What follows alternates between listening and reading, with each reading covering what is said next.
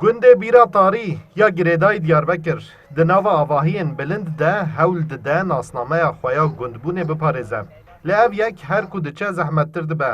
Bi firehbûna bajarê Diyarbekir, gelek gundên ku demekê 15 an jî 20 kilometreyan ji Diyarbekirê dûr bûn, niha ji aliyê Avahiyên mezin û bilind ve hatine dorpêçkirin.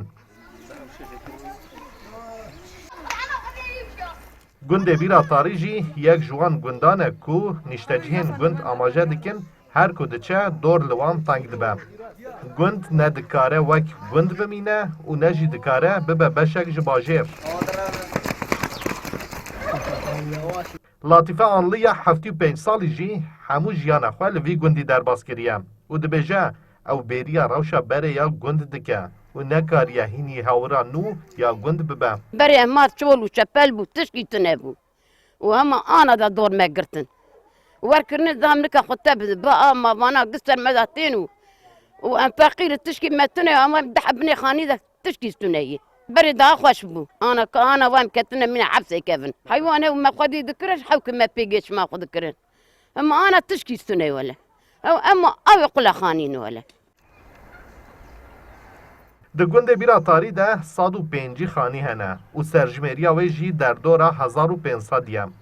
Niştecihên gund tînin zimên ku hem xwediyên avahiyên derdorê ji wan acizin ku dibêjin bêhn ji gund tê, hem jî rayedar xizmeta ku ji avahiyên bilind re dibin ji wan re nayînin. û balê dikeşin ji ber ku dor li wan teng dibe, wekî berê nikarin ajalvanî û çandiniyê jî bikin. Me berê dibir di çêran vadana bîne mînetin hebûn. Em diçûn me çêran me danîn kir îja ana em dende da xwedî dikin. Rê me çê nabin zatî. Rê me giş çopin tiştin. Yani em gelek sıkıntıyı dikişinin. Kanalizasyonê me tune, rê tune. Yani werkem ji kun derkevin yani xerab bû. Em jî naxwaze em derkevin. Baja ceme we çemad ve giş çol bû tiştek tune bû kî. Wî jî ana şumer tu xizmetê jî nake. Bira qarş me ne de rûyê miyê me çêke tapê me bida me pir baş bû yani heqê me yani. Niştecihên Gundê Bîra Tarî didin zanîn ku gelek caran tên ji wan re dibêjin xaniyên xwe bifroşin ku dêv li wan avahiyên mezin û bilind dê werin çêkirin. Lê ji bo xaniyên wan bihayên gelek erzan tên destnîşankirin. Ji ber wê gundî naxwazin xaniyên xwe bifroşin.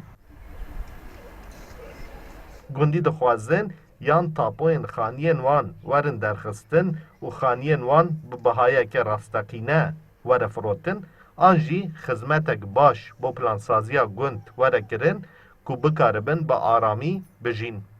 Mahir Yüksel, Kurdistan 24, Diyarbekir.